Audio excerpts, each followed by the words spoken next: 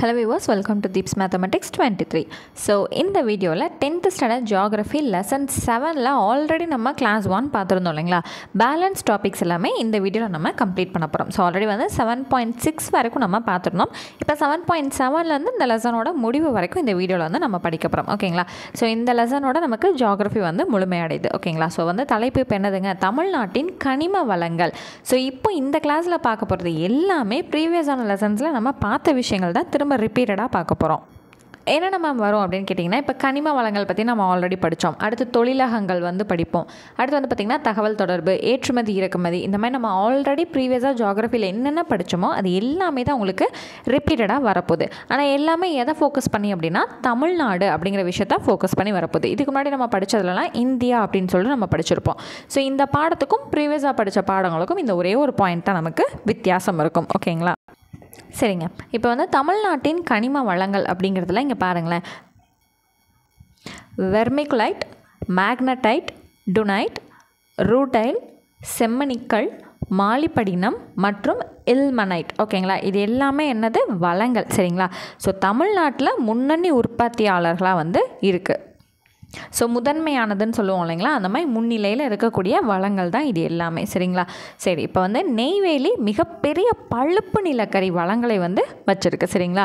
நெய்வேலியில் என்ன இருக்குது, நிலக்கரி இருக்குங்கிறது நமக்கு தெரியும். பழுப்பு நிலக்கரி வந்து அதிகமாக இருக்குது. அடுத்து ராமநாதபுர பகுதிகளில் நிலக்கரி படிமங்கள் வந்து அங்கங்கே காணப்படுது. அடுத்தது காவிரி வடிநிலை பகுதிகளில் எண்ணெய் மற்றும் இயற்கை வாயு படிவுகள் வந்து காணப்படுகின்றன. இயற்கை வாயு. சரிங்களா. சரி, இப்போ அடுத்தது வந்து சேலம் மாவட்டத்தில் இருக்கக்கூடிய கஞ்சமலையிலையும் திருவண்ணாமலையில் இருக்கக்கூடிய கவுதி வேடியப்பன் மலைகள்லையும், கவுதி மற்றும் வேடியப்பன் மலைகள்லையும் இரும்பு தாது படிவுகள் வந்து காணப்படுது. எங்கெங்கெங்க, சேலத்தில் இருக்கக்கூடிய கஞ்சமலையிலையும் திருவண்ணாமலையில் இருக்கக்கூடிய கவுதி மற்றும் வேடியப்பன் மலைகளில் என்னங்க காணப்படுது, இரும்பு தாது படிவுகள் வந்து நமக்கு காணப்படுது. அடுத்தது சேர்வராயன் குன்றுகள், கோத்தகிரி, உதகமண்டலம், பழனிமலை, கொல்லிமலை பகுதிகளில் பாக்சைட் வந்து நமக்கு காணப்படுது. சரிங்களா. அடுத்தது திருச்சி, திருநெல்வேலி, தூத்துக்குடி மற்றும் விருதுநகர் மாவட்டங்களில் ஜிப்சம் வந்து கிடைக்கிது. சரிங்களா. ஸோ இந்த வளங்கள் பற்றி நம்ம ஆல்ரெடி வந்து என்ன பண்ணியிருக்கோம், ப்ரீவியஸ் லெசன்ஸில் டீட்டெயில்டாக படிச்சிருக்கோம்.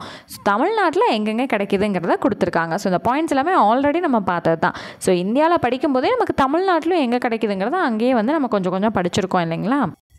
சரி, அடுத்தது கன்னியாகுமரி கடற்கரை மணல் பரப்புகளில் இல்மனைட் வந்து நமக்கு கிடைக்கிது. இல்மனைட்டும் ரூட்டைலும் வந்து கிடைக்கிது. சரிங்களா. அடுத்து கோயம்புத்தூர், கடலூர், திண்டுக்கல், காஞ்சிபுரம், கரூர், மதுரை, நாகப்பட்டினம், நாமக்கல், பெரம்பலூர், ராமநாதபுரம், சேலம் மற்றும் திருவள்ளூர், இங்கே எல்லாத்துலேயுமே வந்து சுண்ணாம்புக்கல் வந்து கிடைக்கிது. அடுத்தது கோயம்புத்தூர், தர்மபுரி, கரூர், நாமக்கல், நீலகிரி, சேலம், திருச்சி, திருநெல்வேலி, தென்காசி, திருப்பத்தூர் மற்றும் வேலூர் மாவட்டங்களில் மேக்னசைட் வந்து நமக்கு கிடைக்கிது. ஓகேங்களா. இது எப்படி மேம், இந்த ஒரு இதுக்கும் ஃபுல்லாக ஊர் எல்லாமே ரொம்ப மனப்பாடம் பண்ணணுமானா தெரிஞ்சு வச்சுக்கோங்க. சரிங்களா. ஸோ கீழே பார்த்தா இந்த பழுப்பு நிலக்கரி நெய்வேலியில் கிடைக்கிது. ஸோ அதுக்கப்புறம் வந்து என்னென்ன வளங்கள் வந்து தமிழ்நாட்டில் கிடைக்கிது. ஸோ முதன்மை அப்படிங்கிற விஷயங்கள் வந்து எல்லாமே நம்ம படித்து வச்சுக்கணும். ஓகேங்களா. மற்றபடி வந்து இந்த ஜிப்சம், இந்த ரூட்டைல், இல்மனைட் இதெல்லாம் எங்கெங்கே கிடைக்குதுங்கிறத சும்மா ரீட் பண்ணிக்கிட்டே இருக்க நமக்கே வந்து அது மெமரைஸ் ஆகிடும். ஓகேங்களா. ஸோ ரொம்ப எஃபோர்ட் எடுத்து நீங்கள் மனப்பாடம் பண்ணணுங்கிற அவசியம் இருக்காது. கண்டினியூவாக ரீட் பண்ணிக்கிட்டே இருக்க நமக்கு மெமரைஸ் அதுவே ஆகிடும். ஓகேவா. சரி, அடுத்த பாயிண்ட் வந்து தொழிலகங்கள்.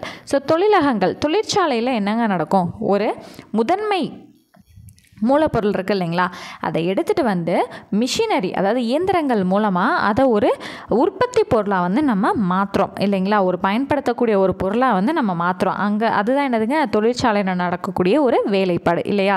ஸோ மூலப்பொருளை எடுத்துகிட்டு வந்து இயந்திரங்கள் மூலமாக உற்பத்தி பொருளாகவோ பயன்படுத்தக்கூடிய பொருளாகவோ அதை நம்ம மாற்றுறது தான் என்னது, தொழிலகங்களோட வேலை. ஓகேவா. சரி, இது நம்ம ஆல்ரெடி படிச்சிருக்கோம். இங்கே என்னென்ன இருக்குது, பருத்தி நெசவாலைகள் வந்து நம்ம படிச்சிருக்கோம் இல்லையா. அடுத்து என்ன படித்தோம், பட்டு நெசவாலைகள், தோல் பதனிடுதல், காகித தொழிற்சாலைகள், சிமெண்ட் தொழிற்சாலைகள், இந்த மாதிரி எல்லா விஷயங்களுமே நம்ம ஆல்ரெடி டீட்டெயில்டாக படிச்சிருக்கோம். ஸோ அது எல்லாமே இந்த லெசனில் என்ன பேஸ் பண்ணி படிக்க போகிறோம், தமிழ்நாட்டை பேஸ் பண்ணி நம்ம படிக்க போகிறோம். அவ்வளோதான் டிஃப்ரென்ஸ். சரிங்களா.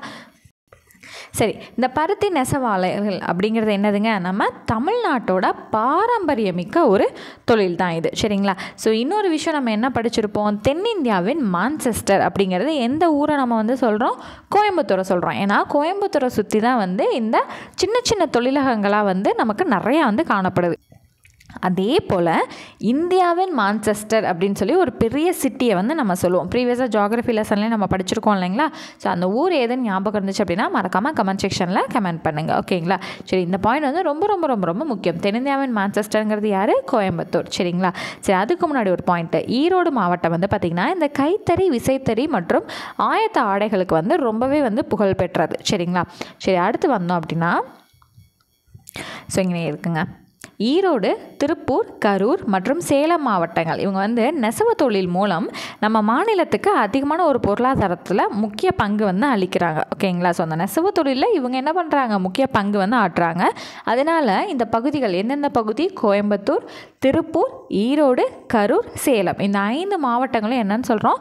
தமிழ்நாட்டின் ஜவுளி பள்ளத்தாக்கு அப்படின்னு சொல்கிறோம். அது எந்தெந்த மாவட்டங்கள்ங்கிறது ரொம்ப முக்கியமான பாயிண்ட்டு. ஓகேங்களா? சரி, அடுத்து வந்தோன்னா பட்டு நெசவாலைகள். ஸோ நாட்டோட பட்டு உற்பத்தியில் தமிழ்நாடு 4வது இடத்துல வந்து இருக்குது. சரிங்களா? ஸோ காஞ்சிபுரம் தான் வந்து பட்டுக்கு பேர் போன பகுதிங்கிறது நமக்கு தெரியும். சரிங்களா? அதான் காஞ்சிபுரம் பட்டு அப்படிங்கிற விஷயத்த நமக்கு கொடுத்துருக்காங்க. ஸோ செயற்கையான பட்டு வந்து எந்த மாவட்டத்தில் அதிகமாக தயாரிக்கிறாங்க அப்படின்னா ராமநாதபுரத்தில் சில பகுதிகளில். சரிங்களா? அடுத்தது தோல் பதனிடும் தொழில்கள். ஸோ இதில் வந்து பார்த்திங்க அப்படின்னா தமிழ்நாடு 60% உற்பத்தியையும், அதாவது தோல் பதனிடும் தொழிலகங்களில் 60% தமிழ்நாடு வந்து உற்பத்தி பண்ணுது. அடுத்து அதை வச்சு பொருட்கள் செய்வாங்க இல்லைங்களா? அதில் 38% பங்களிப்பு. ஃபஸ்ட்டு அந்த தோல் வந்து பதனிடுறதுல 60% நம்ம வந்து இன்புட் கொடுக்குறோம். அந்த தோலை யூஸ் பண்ணி பொருட்கள் செய்யணும் இல்லைங்களா? அதில் 38% வந்து நம்ம இன்புட் கொடுத்துட்ருக்கோம் அப்படிங்கிறத நமக்கு தெரியப்படுத்துகிறாங்க. அடுத்தது முக்கியமான ஒரு பாயிண்ட்டுங்க, இந்த அறிவியல் மற்றும் தொழில் ஆராய்ச்சி நிறுவனத்தின் கீழ் இருக்கக்கூடிய மத்திய தோல் ஆராய்ச்சி நிறுவனம் மற்றும் ஆய்வகம், இது வந்து எங்கே இருக்குது அப்படின்னா சென்னையில் வந்து அமைந்திருக்கு. சரிங்களா? இது ரொம்ப ரொம்ப ரொம்ப இம்பார்ட்டண்ட்டான ஒரு பாயிண்ட்டு. அடுத்தது காகித தொழிலகம். இங்கே என்ன பண்ணுவாங்க? காகிதங்கள் வந்து தயாரிப்பாங்க இல்லைங்களா? ஸோ கரூர் மாவட்டத்தில் காகிதபுரத்தில் தமிழக அரசு நிறுவனமான தமிழ்நாடு செய்தித்தாள் மற்றும் காகித நிறுவனம், TNPL, ரொம்ப ஃபேமஸான நிறுவனம் தான், எல்லாருமே நம்ம கேள்விப்பட்டிருப்போம். இது எங்கே இருக்குது? கரூர் மாவட்டம் காகிதபுரம் அப்படிங்கிற பகுதியில் அமைந்திருக்கு. என்னங்க அமைஞ்சிருக்கு? TNPL, அதாவது தமிழ்நாடு செய்தித்தாள் மற்றும் காகித நிறுவனம். இதுதான் என்னென்னு அழைக்கிறோம்? TNPLன்னு அழைக்கிறோம். இது எங்கே அமைஞ்சிருக்கு? கரூர் மாவட்டம். சரிங்களா? சரி, இங்கே வந்து பார்த்தீங்க அப்படின்னா இந்த நிறுவனம் உலக அளவில் திறன் படைத்த ஆலைகளில் ஒன்றாக வந்து கருதப்படுது. சரிங்களா? சரி, இப்போ அடுத்தது வந்து பார்த்திங்கன்னா GI டேக் அப்படிங்கிற ஒரு முக்கியமான ஒரு பாக்ஸ் வந்து படிக்க போகிறோம். புவியியல் குறியீடு. அதாவது ஒரு குறிப்பிட்ட ஏரியாவில் தயாரிக்கக்கூடிய பொருட்களுக்கு மேலே நம்ம வழங்கக்கூடிய குறியீடு தான் வந்து புவியியல் குறியீடுன்னு வந்து அழைக்கப்படுது. சரிங்களா? இப்போ ஃபார் எக்ஸாம்பிளுக்கு வந்து சொல்லணும் அப்படின்னா அந்த பொருளை வந்து தயாரிக்கிறாங்க இல்லைங்களா? ஸோ அந்த பொருளோட தன்மையும் தரத்தையும் வந்து அளவிட்டு, ஓகே இது வந்து சூப்பர்பான ஒரு ப்ராடக்ட், நல்ல தரமாக வந்து தயாரிக்கிறாங்க அப்படின்னு சொல்லிட்டு அந்த தயாரிக்கிறவங்களுக்கு வந்து வழங்கக்கூடிய குறியீடு. சரிங்களா? அந்த பொருளுக்கு வழங்குறதுனா அது யாருக்கு சொந்தம்? அந்த தயாரிக்கிறவங்களுக்கு. இதனால் என்னங்க யூஸ் அப்படின்னா அந்த பொருளோட தரத்தை வந்து அவங்க என்னங்க பண்ணுறாங்க? உறுதி செய்கிறாங்க இல்லைங்களா? அந்த பாரம்பரியமானது, இதில் வந்து நல்ல தரம் இருக்குது அப்படிங்கிறத உறுதி செஞ்சால் மட்டும்தான் என்ன பண்ணுவாங்க? இந்த புவியியல் குறியீடு, அதாவது இந்த புவிசார் குறியீடை வந்து கொடுப்பாங்க இல்லைங்களா? அப்போ அந்த ப்ராடக்ட்ஸை உருவாக்குற விவசாயிகளுக்கு அது ரொம்பவே ஆதரவளிக்கக்கூடிய ஒரு விஷயமாக வந்து இருக்கும். ஃபார் எக்ஸாம்பிளுக்கு சொல்லணும் அப்படின்னா கோயம்புத்தூர் பட்டு, செடிபுட்டா சேலைகள், தஞ்சாவூர் நெசவு, அதுக்கப்புறம் வந்து நிறையா வேறு மாநிலங்களில் இருக்கக்கூடிய இந்த பழங்களுக்கு, இந்த மாதிரி விஷயங்களுக்கெலாம், நம்ம அதில் இருக்கக்கூடிய சுங்கடி சேலைகளுக்கு, இந்த மாதிரி நிறைய பொருட்களுக்கு வந்து GI டேக் எல்லாமே கொடுத்துருக்காங்க. ஸோ பாரம்பரியத்தையும் வந்து நமக்கு குறிக்கும், அந்த பொருளோட தரத்தையும் வந்து நமக்கு குறிக்கும். சரிங்களா? ஸோ இது வந்து பார்த்திங்கன்னா கரண்ட் அஃபேர்ஸில் நமக்கு ரொம்ப ரொம்ப முக்கியமான ஒரு விஷயம். சரிங்களா? இப்போது அட் ப்ரெசென்ட் இப்போ இந்த நடப்பு நாள் வரைக்குமே GI டேக் வந்து எந்தெந்த பொருள்களுக்கெலாம் கொடுத்துருக்காங்க அப்படிங்கிற விஷயம் நம்ம தெரிஞ்சுக்கணும். அது எல்லாமே முக்கியமானது. ஓகேங்களா? இப்போ வந்து சில எக்ஸாம்பிள்ஸ் மாதிரி வந்து நமக்கு சில விஷயங்கள் வந்து கொடுத்துருக்காங்க. இப்போ ஆரணியில் வந்து பார்த்திங்கன்னா பட்டு, காஞ்சிபுரம் பட்டுக்கு, கோயம்புத்தூரில் வந்து மாவரைக்கும் இயந்திரம், கோரா பட்டு சேலை, இது எல்லாமே என்னென்னு பார்த்திங்கன்னா இந்த ஊரில் இந்த பொருள் செய்கிறாங்க, அந்த பொருளுக்கு நாங்கள் GI டேக் வந்து கொடுத்துருக்கோம் அப்படிங்கிறது தான் இது. சரிங்களா? தஞ்சாவூரில் பார்த்திங்கன்னா ஓவியங்கள், கலைநயமிக்க தட்டுகள், தலையாட்டி பொம்மைகள், வீணை, இது எல்லாத்துக்குமே GI டேக் வந்து வழங்கியிருக்காங்க. நாகர்கோவிலில் கோயில் நகைகளுக்கு, ஈரோடில் மஞ்சளுக்கு, சேலத்தில் வெண்பட்டு, அதாவது சேலப்பட்டு, பவானியில் போர்வைகளுக்கு, மதுரையில் சுங்கடி சேலைகளுக்கு, இது எல்லாத்துக்குமே என்ன பண்ணியிருக்காங்க? GI டேக் வந்து கொடுத்துருக்காங்க. அதே போல் சுவாமிமலையில் வெண்கல சிலைகளுக்கு, நாச்சியார் கோவிலில் குத்து விளக்குக்கு, பத்தமடையில் பாய்க்கு, நீலகிரியில் பூ தையல், அடுத்தது சிறுமலையில் அந்த சிறுமலை வாழைப்பழம் அப்படின்னு சொல்லுவோம் இல்லைங்களா, அதுதான். அடுத்தது ஈத்தா மொழியில் தேங்காய்க்கு. இது எல்லாத்துக்குமே என்னங்க பண்ணியிருக்காங்க, ஜிஐ டேக் வந்து கொடுத்துருக்காங்க. ஓகேங்களா. சரி, அடுத்து வந்திங்கன்னா சிமெண்ட் தொழிலகம். ஸோ சிமெண்ட் வந்து என்னதுங்க, ஸோ அது எதுக்கு பயன்படுத்துகிறோங்கிறது காமனாக எல்லாருக்கும் தெரிஞ்ச ஒரு விஷயந்தான். ஸோ இதில் வந்து பார்த்திங்கன்னா உலகத்தில் 2வது இடத்தை வந்து வகிக்கும் நாடு, அதாவது அதோட உற்பத்தியில், ஓகேங்களா, சிமெண்ட் உற்பத்தியில் உலகத்தில் நம்ம 2வது நாடாக வந்து இருக்கோம். சரியா. தமிழ்நாட்டில் இருக்கக்கூடிய முக்கிய சிமெண்ட் உற்பத்தியில் தமிழ்நாடு சிமெண்ட் கழகமும் வந்து ஒரு உறுப்பினராக இருக்காங்க. சரிங்களா. சரி, அடுத்து வந்து பார்த்திங்க அப்படின்னா இந்தியாவில் நம்மளோட தமிழ்நாட்டில் வந்து முக்கியமான தனியார் சிமெண்ட் உற்பத்தி நிறுவனங்கள் என்னென்ன இருக்குது. இது வந்து பேசிக்காக இந்தியா முழுவதுமே இருக்கக்கூடிய கம்பெனிஸ் தான். ஓகேங்களா. Shankar cement, Zuari cement, UltraTech cement, Madras cement மற்றும் டால்மியா சிமெண்ட், இது எல்லாமே தமிழ்நாட்டில் இம்பார்ட்டண்ட்டாக இருக்கக்கூடிய ப்ரைவேட் கம்பெனிஸ். ஓகேங்களா. அடுத்தது தகவல் தொழில்நுட்பம். ஸோ இது வந்து ஆல்ரெடி நம்ம வந்து படிச்சிருக்கோம். தகவல் தொழில்நுட்பத்தில் தமிழ்நாடு 2வது பெரிய ஏற்றுமதி செய்யும் மாநிலமாக வந்து இருக்குது அப்படிங்கிறத நம்ம ஆல்ரெடி படித்த அதே பாயிண்ட்ஸ் தான். ஃபஸ்ட் பிளேஸில் யார் இருக்கா, கர்நாடகா. செகண்ட் பிளேஸில் யார் இருக்கா, தமிழ்நாடு. இதில் மென்பொருள் ஏற்றுமதியில். சரியா. அடுத்தது வந்து பார்த்திங்கன்னா ஸோ வாகன தொழிலகங்கள். இந்தியாவில் உற்பத்தி செய்யப்பட்ட வாகனங்களில் 21% வந்து பேசஞ்சர்ஸ் கார், ஓகேங்களா, பயணிகள் மகிழுந்துவாக வந்து இருக்குது. 33% வந்து வணிக வாகனங்கள் வந்து உற்பத்தி செய்கிறாங்க. 35% வந்து வாகனங்களோட அந்த பார்ட்ஸ் வந்து தயாரிப்பாங்க இல்லைங்களா, ஸோ அது வந்து ப்ரொடியூஸ் பண்ணுறாங்க. சரிங்களா. தமிழ்நாட்டோட அதிகமான பங்களிப்பு இதுவாக தான் இருக்குது. சரியா. அடுத்தது இங்கே என்னென்ன கம்பெனிஸ்லாம் நம்ம தமிழ்நாட்டில் வந்து இருக்குது அப்படின்னா ஃபோர்ட், ஹுண்டாய், HM மிட்சுவி, அசோக் லைலான் மற்றும் வேளாண் கருவிகள் நிறுவனம், இழுவை இயந்திரம் அதாவது டிராக்டர். ஓகேங்களா. இது எல்லாத்தோட உற்பத்தி தளங்களும் எங்கே இருக்குது, தமிழ்நாட்டில் இருக்குது. அதுவும் மேஜராக எங்கெங்கே இருக்குது, சென்னையை சுற்றி இருக்கக்கூடிய பகுதிகளில் தான் இருக்குது. அதனால தான் நம்ம சென்னையை வந்து என்னன்னு சொல்கிறோம், ஆசியாவின் டெட்ராய்டு அப்படின்னு சொல்கிறோம் இல்லைங்களா. 4வது லெசனில் ஜியாகிரஃபியில் நம்ம படித்தோம் இல்லைங்களா. அது மட்டும் இல்லாமல் எக்கனாமிக்ஸ்லேயும் இந்த பாயிண்ட் வந்து நம்ம படிச்சிருப்போம். வாகன தொழிலகங்கள் வந்து அதிகமாக சென்னையை சுற்றி இருக்கிறனால ஆசியாவின் டெட்ராய்டு அப்படின்னு வந்து நம்ம அதை அழைக்கிறோம். அடுத்தது கைத்தறி மற்றும் விசைத்தறி. இதுவுமே வந்து ஆல்ரெடி நம்ம படித்த ஒரு டாபிக் தான்.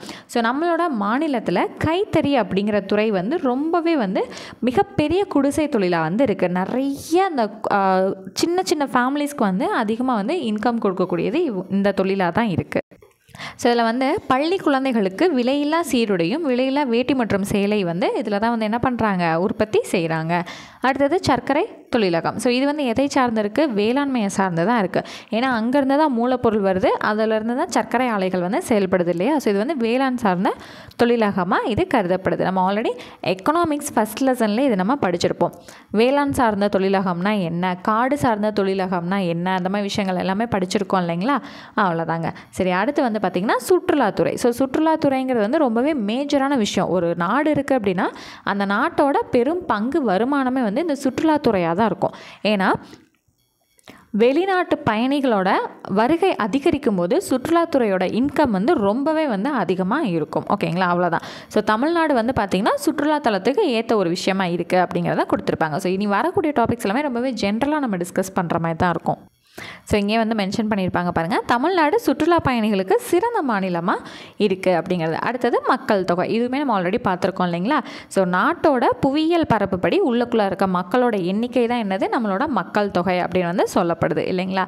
சரி, அடுத்தது நம்மளோட நாட்டில், அதாவது நம்மளோட தமிழ்நாட்டில் அதிக மக்கள் தொகை கொண்ட பகுதிகள் என்னென்னா கோயம்புத்தூர், சென்னை, திருவள்ளூர், காஞ்சிபுரம், விழுப்புரம், தருமபுரி, சேலம், மதுரை மற்றும் திருநெல்வேலி. இது எல்லாமே நம்மளோட தமிழ்நாட்டில் இருக்கக்கூடிய அதிக மக்கள் தொகையை கொண்ட மாவட்டங்கள். சரிங்களா. சரி, அடுத்து வந்தோன்னா மிதமான மக்கள் தொகை, அதாவது ரொம்பவும் அதிகமாக இல்லாமல் ரொம்பவும் கம்மியாக இல்லாமல் ஒரு மீடியமாக இருக்கக்கூடியது எங்கெங்கே அப்படின்னா திருவண்ணாமலை, கடலூர், திருச்சி, தஞ்சாவூர் ஆகிய மாவட்டங்களில் 30லேருந்து 35 லட்சம் வரைக்கும் மக்கள் தொகை வந்து இருக்கான். வேலூர், திண்டுக்கல், விருதுநகர் மற்றும் தூத்துக்குடி மாவட்டங்களில் 15லேருந்து 20 லட்சம் வரைக்கும் மக்கள் தொகை வந்து காணப்படுது. இது எல்லாமே என்னதான், மிதமான மக்கள் தொகை. அடுத்தது ரொம்ப குறைந்த மக்கள் தொகை கொண்ட மாவட்டங்கள் எதுன்னு பார்த்தீங்கன்னா கடலோர மாவட்டங்கள். ஓகேங்களா. குறைவான மக்கள் தொகைனாலே என்னங்க வந்துடணும், கடலோர மாவட்டங்கள்ங்கிறது உங்களுக்கு ஞாபகம் வந்துடணும். சரியா? ஸோ நாகப்பட்டினம், திருவாரூர், புதுக்கோட்டை, ராமநாதபுரம் மற்றும் சிவகங்கை இங்கெல்லாம் 15 லட்சத்துக்கும் குறைவான மக்கள் தொகை தான் வந்து இருக்காங்க.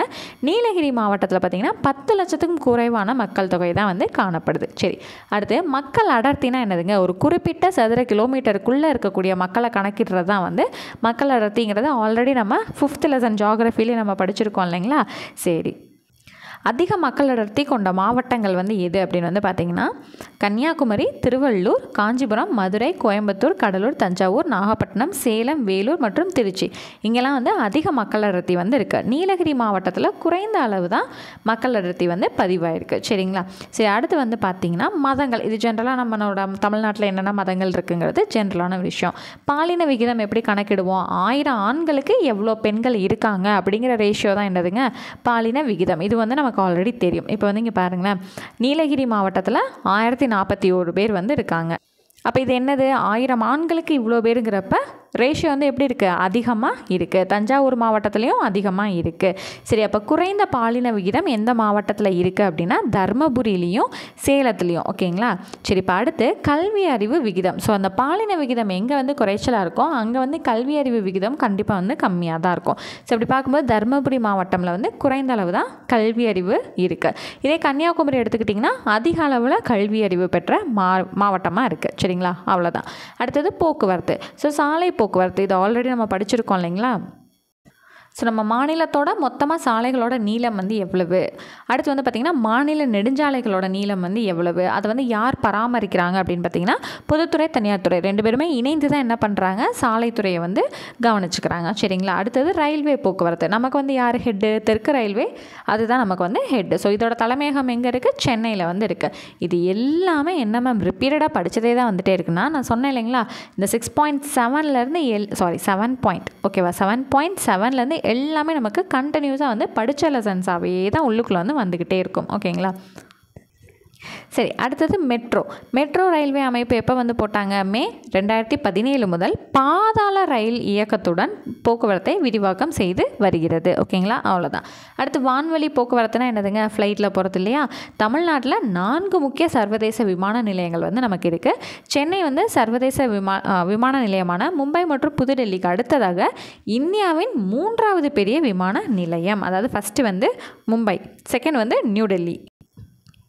இந்த லிஸ்ட்டில் 3ஆவதாக இருக்கக்கூடியது என்னது? நம்மளோட சென்னை விமான நிலையம் அப்படின்னு வந்து சொல்கிறாங்க. அவ்வளோதான். ஓகேங்களா?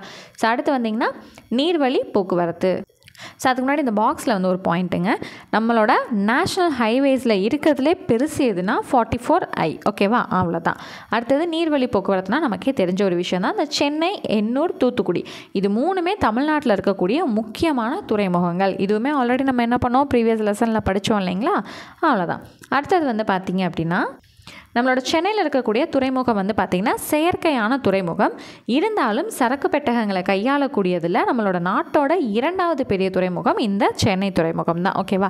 அடுத்தது தகவல் தொடர்பு. ஸோ இந்த தகவல் தொடர்பு 2 வகையாக இருக்குது. இதுவுமே ஆல்ரெடி படித்த அதே கண்டென்ட் தான். ஒன்று தனி மனித தகவல் தொடர்பு, இன்னொன்று பொது தகவல் தொடர்பு. தனி மனித தகவல் தொடர்பு அப்படின்னா ஃபோன் கால் பேசுகிறது, இல்லை லெட்டர் போடுறது, இமெயில் அனுப்புறது, இந்த மாதிரி விஷயம் தான் வந்து தனி மனித தகவல் தொடர்பு. இதே பொது தகவல்னால் டிவியில் மொத்தமாக வந்து பப்ளிஷ் பண்ணுறது, மாஸ் மீடியா சொல்கிறோம் இல்லைங்களா, அதெல்லாம் என்னது? பொது தகவல் தொடர்பு. சரியா? இப்போ அடுத்து வந்து பாருங்களேன், சென்னை அதாவது தமிழ்நாட்டோட அஞ்சலக மாவட்டங்கள் மற்றும் அதோட ஹெட் குவார்ட்டர்ஸ். சென்னைக்கு சென்னை தான். மேற்கு மண்டலம்ங்கிறது வந்து கோயம்புத்தூர் வந்து அதோட ஹெட் குவார்ட்டர்ஸ். மத்திய மண்டலம் நடுவில் இருக்கக்கூடியதுக்கு வந்து திருச்சி, தெற்கு சைடு இருக்கக்கூடியதுக்கு மதுரை. இதெல்லாம் தான் என்னது? Head quarters. ஓகேங்களா? அஞ்சலக மாவட்டங்கள். ஓகேங்களா? சரி, அடுத்து வந்திங்கன்னா 2 பேஜுக்கு வந்து 2 மேப் வந்து கொடுத்துருப்பாங்க. சும்மா வந்து இந்த இப்போ பார்த்தோம் இல்லைங்களா, சாலைகள், ட்ரெயின், அதுக்கப்புறம் வந்து கடல் வழிகள், வான்வழிகள் பார்த்தோம் இல்லைங்களா. ஸோ அதுக்கான மேப் தான் வந்து நமக்கு கொடுத்துருப்பாங்க. அடுத்து பார்த்திங்கன்னா வணிகம். ஸோ வணிகத்தில் 2 பிரிவு இருக்குது. ஒன்று என்னது? ஏற்றுமதி, இன்னொன்று இறக்குமதி. சரிங்களா? ஸோ ஏற்றுமதினா என்னதுங்க? வெளிநாட்டு பணத்திற்கு விற்பது. ஸோ நம்மளோட ப்ராடக்ட்ஸ் நம்ம உற்பத்தி செஞ்சதை வெளிநாட்டு மக்களுக்கு அவங்களோட பணத்தில் நம்ம விற்கிறது தான் என்னது? ஏற்றுமதி. இதே இறக்குமதினா என்னதுங்க? பண்டங்கள் மற்றும் சேவைகளை வெளிநாட்டிலிருந்து நம்ம வாங்கக்கூடியது. ஓகேங்களா? அதுதான் என்னது? இறக்குமதி. அவ்வளோதான். ஓகேங்களா? ஸோ அதில் நம்ம என்னென்ன ஏற்றுமதிகள் செய்கிறோம்? வேளாண் பொருட்களில் என்னென்ன ஏற்றுமதி செய்கிறோம்? தோல் பொருட்களில் நம்ம என்னென்ன செய்கிறோம்? ரத்தின கற்கள் மற்றும் நகைகளில் என்னென்ன நம்ம ஏற்றுமதி செய்கிறோம்? ரசாயனம் மற்றும் ரசாயனம் சார்ந்த பொருட்களில் என்னென்ன ஏற்றுமதி செய்கிறோங்கிறத பாக்ஸில் கொடுத்துருக்காங்க, டீட்டெயில்டாக படிச்சுக்கிறோம். இப்போ ஃபார் எக்ஸாம்பிள் வேளாண் பொருட்கள் பாருங்களேன், புகையிலை, தானியங்கள், பருத்தி, கம்பு, நெல், நிலக்கடலை, வாசனை பொருட்கள் மற்றும் காய்கறிகள். இது எல்லாமே எதை சார்ந்தது? வேளாண் பொருட்களை சார்ந்தது. அடுத்து சிறுதோல், பைகள், பணப்பைகள், கைப்பைகள், இடுப்பு கச்சை, காலணிகள், கையுறைகள், இது எல்லாமே எதை சார்ந்தது? தோல் பொருட்களை சார்ந்த பொருட்கள். அடுத்தது வந்து பாருங்கள், ரத்தின கற்கள் மற்றும் நகைகள்னால் விலை மதிப்பு மிக்க கற்கள், முத்துக்கள், தங்க நகைகள், கலை மற்றும் அலங்கார பொருட்கள். இதே அடுத்தது காகிதம், ரசாயனங்கள், ரப்பர் மற்றும் கண்ணாடி. இது எல்லாமே ரசாயனம் மற்றும் ரசாயனம் சார்ந்த பொருட்களாக வந்து இருக்குது. அவ்வளோதாங்க. ஸோ இதோட இந்த லெசன் வந்து நமக்கு கம்ப்ளீட் ஆயிடுச்சு. ஜியாகிரஃபி கிளாஸும் வந்து நமக்கு கம்ப்ளீட் ஆயிடுச்சு. ஸோ உங்களுக்கும் நம்மளோட ஜிஎஸ் டெஸ்ட் பேச்சஸில் ஜாயின் பண்ணணுங்கிற இன்ட்ரெஸ்ட் இருக்குது, ஸ்டடி மெட்டீரியல்ஸ் வேணும், லெசன் வைஸ் டெஸ்ட் கொஸ்டின்ஸ் வேணும்னு விருப்பப்பட்டீங்க அப்படின்னா டிஸ்கிரிப்ஷனில் இருக்கக்கூடிய வாட்ஸ்அப் நம்பர் எடுத்துக்கோங்க, டெக்ஸ்ட் பண்ணி டீட்டெயில்ஸ் கேட்டு நீங்களும் ஜாயின் பண்ணிக்கலாம். ஓகேங்களா? ஸோ நெக்ஸ்ட் கிளாஸில் மீட் பண்ணுறேன். தேங்க்யூ.